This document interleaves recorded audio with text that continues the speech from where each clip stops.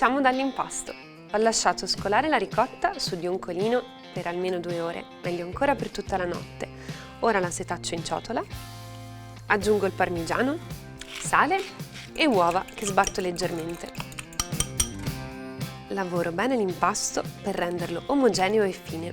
A questo punto posso unire la farina e lavoro brevemente, prima in ciotola e poi sulla spianatoia. Ricordatevi però che una volta inserita la farina vale la regola d'oro degli gnocchi, cioè l'impasto va lavorato il meno possibile per non formare il glutine.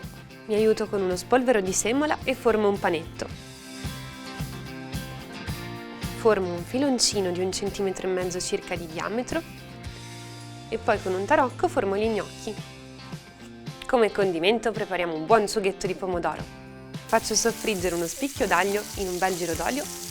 Unisco la polpa di pomodoro e un goccio d'acqua, quella che mi basta per risciacquare la brocca. Una bella salata e lascio cuocere con il coperchio a fuoco dolce per almeno mezz'ora. Negli ultimi minuti di cottura elimino l'aglio, profumo con abbondante basilico e intanto l'acqua bolle e l'ho già salata, posso buttare gli gnocchi. Li cuocio in più mandate, appena affiorano sono pronti. Ecco i primi, li tuffo direttamente nel sugo. Li condisco delicatamente in modo da non disfarli. Un giro d'olio a crudo, qualche foglia di basilico e i nostri gnocchi sono pronti.